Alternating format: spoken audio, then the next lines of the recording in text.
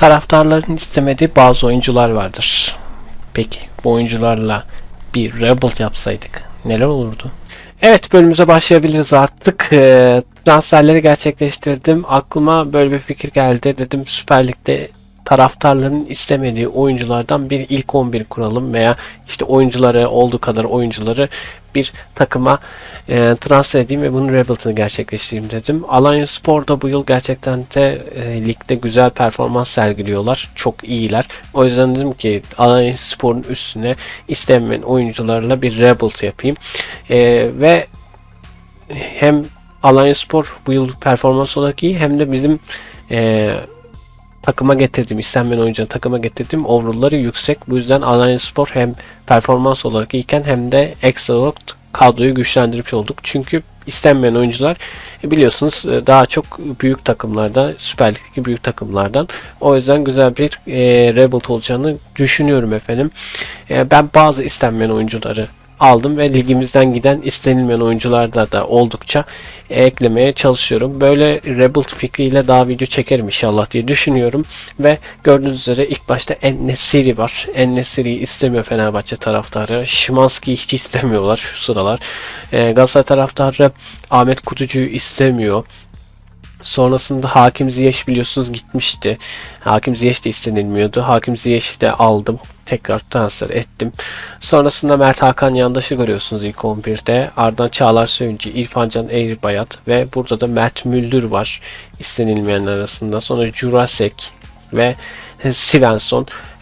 Daha istenmeyen takviye edilecek oyuncular çıkardı ama ben bu kadar yeterli olduğunu düşündüm transfer yaparken. Dedim en azından bu kadar yeter. Çok da şey yapmaya gerek yok. Zaten Alanyaspor'un kadrosunu bozmak istemedim ve Alanyaspor'un kadrosunu bozmasının dışında hani biraz da fazla abartmak istemedim. Çünkü Alanya'nın kadrosu da gayet ideal bence. O yüzden bu tür transferler yaptım diyorum ve haydi bakalım.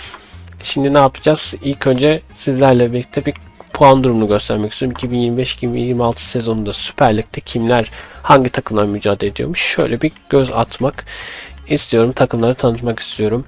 Güzel olduğunu düşünerek o yüzden genelde böyle bir tanıtım yapıyorum.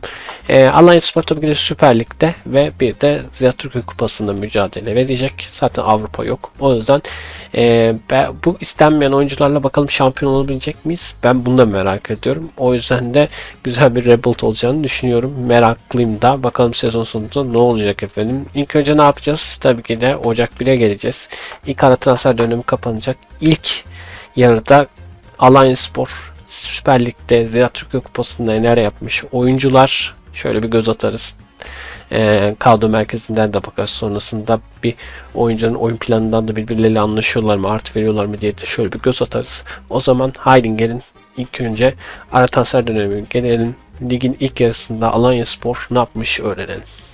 Efendim geldik ligin ilk yarısına ve bakalım ne olmuş ne bitmiş görelim sizlerle beraber. Ligin ilk yarısına geldiğimizde de Süper Lig'de kendimizi 5. sırada görüyoruz. 17 maçın sonunda 11 galibiyet, 0 beraberlik, 6 yenilgi almışız. 30 attığımız gol, kalemize 20 gol görmüşüz. 10'a varız. 33 puanla 5. sıradayız. Hemen şöyle yukarı çıkarak da size güncel kadro takımları göstermek istiyorum. Süper Lig'de Fenerbahçe şampiyon. Birinci yani daha doğrusu. Beşiktaş ikinci. Galatasaray üçüncü. Trabzon dördüncü. Biz de 5. sıradayız. 6. Samsun. 7. Başakşehir. 8. Eyüp. 9. Gençlerbirliği. 10. da Göztepe şeklinde olmuş. İlk onu saymış oldum böylelikle. Şöyle göstermiş olalım. Türkiye Kupası'na gelelim. Türkiye Kupası'nda da Başakşehir'le Şubat'ta eşleşmişiz efendim. Ben bir kadroya bakmak istiyorum. Takım yönetiminde dediğim gibi birbirleriyle anlaşıyor mu oyuncular? Hacı artı veriyor. Makuta artı veriyor. Aynı iki oyuncu veriyor. Bunun dışında bir şey yok. Ben de bu arada şeyi de bozmadım. Hani oyuncuları pek şey yapmadım. Bozmak istemedim. Şöyle yukarıda atalım bu arada. Oyuncuları, yüksek oyuncuları da şöyle atalım. Dizilişi bozmadığım için üçlü stoper bu şekilde oldu. Hani bana kalsa 3 stoper oynatmak 4'lü oynatırdım ama bu şekilde olduğu için bozmadım. Belki de bu yüzden biraz fazla gol yeme şansımız olmuştur. Gol yiyip sonrasında yenilgi vermiş olabiliriz. 3 stoper çünkü sıkıntılı. Ama bozmadığım için bu şekilde oldu. Ondan düşünüyorum yenilgileri. Ona yordum. Kadro merkezine gelelim. İstatistiklere gelelim.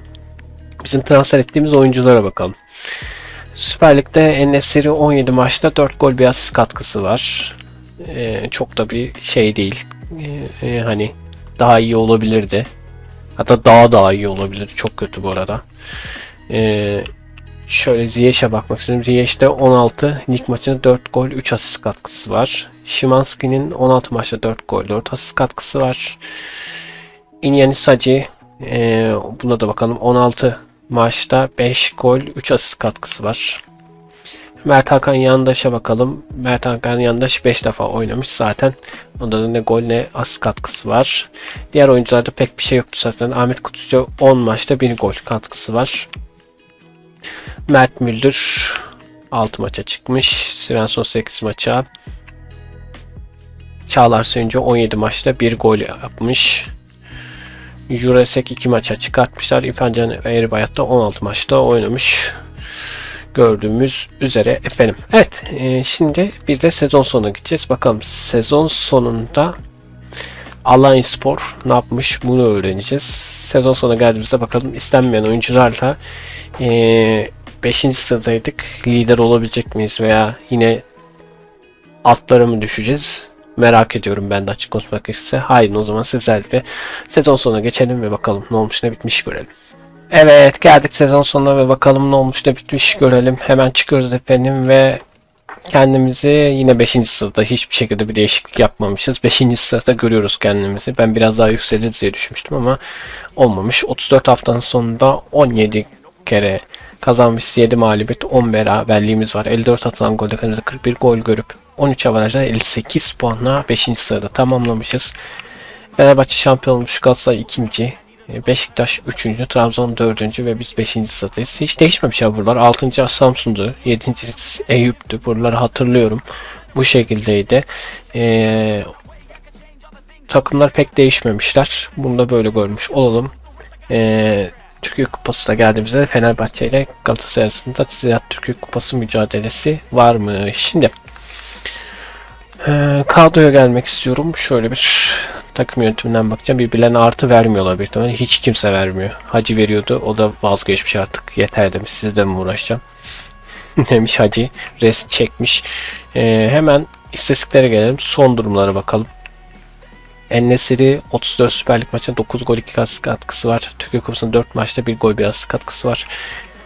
Şöyle çıkalım. Ziyech'e bakalım. Ziyech 29 Süper Lig maçında 7 gol 3 asist. Türkiye Kupası'nda 4 oynadığı maçta 1 gol asist katkı, 1 golü var. Asist katkısı yok.